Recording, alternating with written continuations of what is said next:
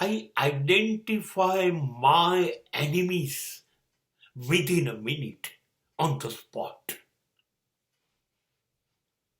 But I was failed to identify my friends. I was failed to prepare my list before my exit. મારે જવું તો આ દુનિયા છોડીને જવું તો પડશે ને બધાએ. જીવ્યો ત્યાં સુધી સમજાયું નહીં કોણ દોસ્ત છે કોણ દુશ્મન. કેવું શહેર છે જેને દુશ્મન સમજો છો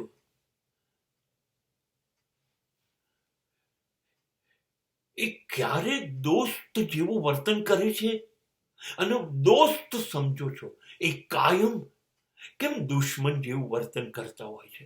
આ ઓળખાયું નહીં, ક્યારેય ના ઓળખાયું. પણ જવું તું ને ત્યારે દુશ્મનોએ વિચાર્યું કે જાય જ છે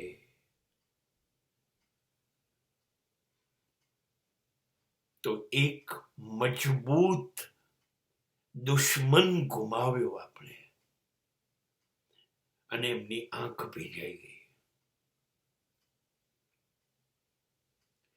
ભવ્ય કેવી હતી વિદાય મારી કે દુશ્મનોની આંખ ભીજાઈ હતી.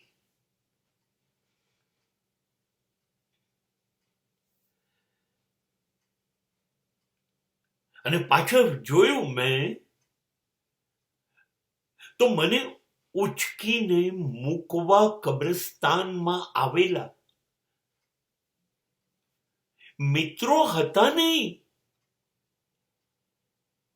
કબ્રસ્તાન આવતું ગયું એમ એ લોકો એમનો સમય સ્થળ સાચવવા વિદાય થઈ ગયા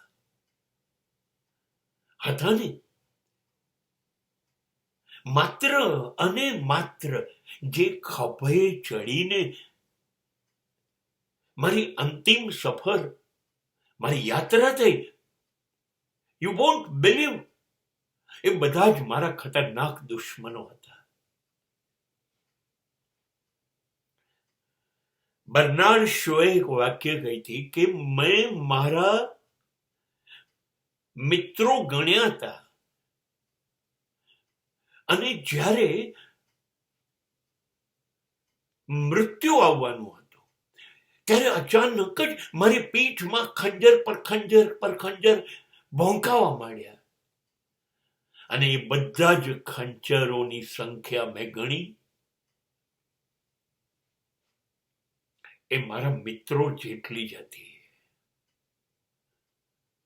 અને દરેક મિત્ર રાહ જોઈ રહ્યા હતા. પકડાઈ ના જઈએ, આપણે આપણું ખંજર પાછું ખેંચી લઈએ. બસ દુશ્મન ઓળખાઈ જાય છે, પણ જીવનભર દોસ્ત નથી ઓળખાતા. કારણ શું ખબર છે? દુશ્મન તો નક્કી કરે છે ને દુશ્મન રહેવું છે, દોસ્ત નથી બનવું, એટલે ઓળખાય છે. આ લોકો નક્કી નથી કરતા, વર્તન કરે છે કે એમણે દુશ્મન જ રહેવું છે, પણ દોસ્ત બનીને.